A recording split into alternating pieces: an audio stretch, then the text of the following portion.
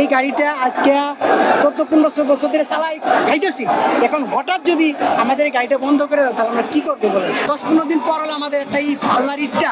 আল্লাহ ঈদটা আপনারা সুন্দর মতো এসি রুমে বসে খাবেন আর আমরা আপনাদের দিকে চাইয়ে থাকবো। এটাকে আপনারা চান? গাড়ি না চালাবার কারণে আজকে 3-4 দিন কোনো টাকা ইনকাম করতে পারি না, নিজে খাইতেও পারি না। বাড়ির থেকে টাকা কিস্তিতে যাচ্ছে, এই কিস্তির টাকাও দিতে পারি না। এই গাড়িটা আজকে 14-15 বছর ধরে চালাই খাইতেছি। এখন হঠাৎ যদি আমাদের এই গাড়িটা বন্ধ করে দেয় তাহলে আমরা কি করবো বলেন? আমাদের কি করণে আছে? সে বন্ধ করে দিচ্ছে ভালো কথা, সে একটা সময় দিত আমাদের, সে একটা বিকল্প একটা পথ দেখাইয়া বিকল্পটা ব্যবস্থা করে দেয়া সে বন্ধ করে দিত, আমাদের কোনো আপত্তি ছিল না। সে হঠাৎ যে কোনো জিনিস হঠাৎ করতে গেলে একটু ভাইবে চিন্তা করতে হয়। ব্যাটারির থেকে সব কিছুর থেকে কোনো বাধা নাই। ওরা ইনপুট বন্ধ করে দিলে আউটপুট এমনিতেই বন্ধ হয়ে মোটর থেকে শুরু করে আমাদের সব পাশপাতি তো লাগে, কোনো বাজার কোথাও বন্ধ নাই। এখন দেখেন দোকান বাচ্চা খোলা, ভরপুর খোলা চলতেছে, কিন্তু তখন আমাদের বৈধ অবৈধ কেন হয়? তাহলে আমাদের যদি অবৈধ হয় তাহলে আপনার গোড়ের থেকে বন্ধ করে দেন। ওইটা যখন চলবে না আমরাও চলবে না, ওইটা যদি চলবে আমরা। আমার বাড়ি সাতক্ষীরা কালীগঞ্জ, বিষ্ণুপুর ইউনিয়ন, বন্ধবাড়ি গ্রাম।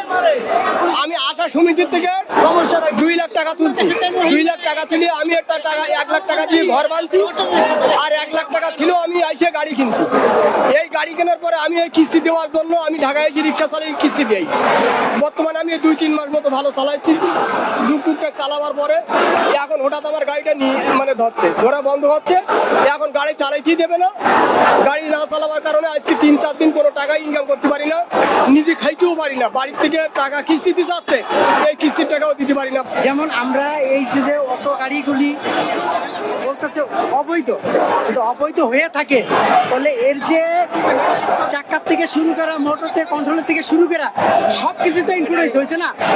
এইটা তখন কি এটা বৈধ ছিল না? আমরা চাই অবৈধ গাড়ি পৌঁছে তখন কি এটা বৈধ ছিল? আর এখন ওই অবৈধ কেন হইলো এটা আমরা একটু জানতে চাই।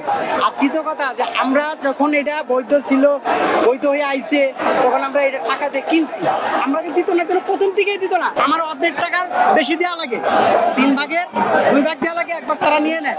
তো আমাদের কথা হলো যে এটা তো অবৈধ হয়ে থাকে, সেটা বৈধ করার ব্যবস্থা করুক।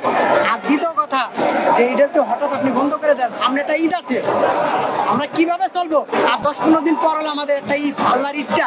আল্লাহ ঈদটা আপনারা সুন্দর মতো এসি রুমে বসে খাবেন আর আমরা আপনাদের দিকে চাইয়ে থাকবো। এটাকে আপনারা চান? আইসে এখানে আজকে 3-4 দিন কোনো টাকা কারুর কাছে ধারও পাই না যে 10 টাকা ধার দেবে, এমন লোকও পাই না ভাই। এই দেখেন মাথার সমস্যা, এই পায়ের সমস্যা, আমি কিন্তু মাথায় দাঁড়াইতে পারি না। আমার তার কাগজপত্র আছে সব কিছু, এমআরআই করতে হয়েছে, এমআরআই টাকাও তো পাই না। আমি নিউরো চাইছি, ডাক্তার দেখাইছি, পঙ্গুতি দেখাইছি, সরদীপ দেখাইছি, ঢাকা মেডিকেলে দেখাইছি। আমার সবাই বলে যে আপনার রেস্ট দেবে, তবু আমি চালাচ্ছি ভাই, আমি চাই ভাই চালাচ্ছি ভাই।